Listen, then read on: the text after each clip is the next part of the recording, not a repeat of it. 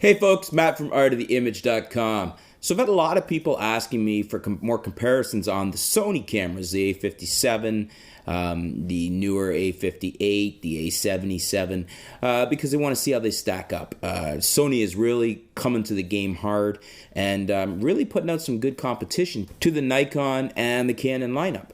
So what I want to look at here with the advent of the new Canon T5i, or the not so new T5i, we want to look at the Sony a57, which is one of my favorite Sony cameras to date. And I want to give you 7 big reasons why you want to go with the Sony a57 over the Canon Rebel T5i or the EOS 700D, depending on where in the world you live and what it's called. The first is the sensor. 16 megapixel CMOS sensor in the Sony a57. We've got an 18 megapixel sensor in the T5i. However, 2 megapixels, not much difference in resolution, but the a57 is providing a much cleaner, much more detailed file, especially at high ISO. Totally would want the a57 strictly on image quality. So that's the first point. Second point is we have a larger battery in the a57. You're going to get more shots out of the a57 battery than you are out of the T5i battery. You got more juice in the a57 battery. It's going to last you longer. And it actually fits right through their whole lineup of cameras, including the a65 and the a77. So this is a big bonus. Less batteries to carry and more juice, more shots out of your battery. Thirdly, we got better high ISO out of the a57, significantly better high ISO out of the a57. This is basically the same sensor that was in the very well thought of Nikon D7000, and it's excellent. It's very good at high ISO. I've shot the D7000 for a couple years doing weddings. Great high ISO camera, and the a57 also exceptionally so. T5i, older 18 megapixel CMOS sensor, not bad. Certainly not a competitor to the 16 megapixel high ISO gem for APS-C that is in the a57. Really, really good high ISO. So that's our third point.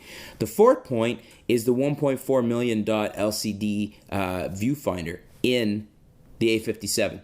Once you take one of these Sony DSLT cameras with the LCD viewfinder and you play with this and you're able to get the image of what you're going to see, your exposure and everything in real time, you could set the camera to show you that. You don't have to chimp anymore. You don't have to be on the back looking to see how the exposure was because you could see it right there on the camera. And this 1.4 million dot LCD is very detailed, beautiful LCD viewfinder. So big advantage, in my opinion, with the Sony DSLT cameras, and in particular the one here on the a57. The next point, so point number 5, would be frames per second. The a57 shoots at 10 frames per second. Our T5i is 5 frames per second. So double the frame rate for shooting on the a57. That's a hands-down win. You can't, it's not even close. Next up, we've got the peaking manual focus guide. And this is really cool. For those of you that haven't used it on the Sony cameras, you can enable focus peaking. So when you're shooting with manual lenses, say you want to shoot with a Canon or a Nikon lens on the Sony via an adapter. So you're in manual mode because you have to focus manually, or you have an older manual lens and you're focusing manually. You could turn on the peaking, and it'll basically show you via a coloring of the areas that are in focus. So what that means is you can set it to whatever color you want. It's yellow, red, white. I think might be green in there too. And then it'll show you areas on the screen that are in focus as you focus the lens and an area comes into focus. Those areas will show up in that color that you've chosen. So it's like makes manual focusing absolutely simple. It's beautiful. It's a great thing. All cameras should have it. Okay, so that was reason number 6. 1, 2, 3, 4, 5, 6. And then the 7th reason is much better video in the Sony, the a57, in most of the Sony cameras actually, than the T5i. We've got 1080p AVCHD 2.0 movies at 60 or 24 frames per second. 50 or 25 if you're in Europe. But here in North America, 60 or 24 frames per second at 1080p.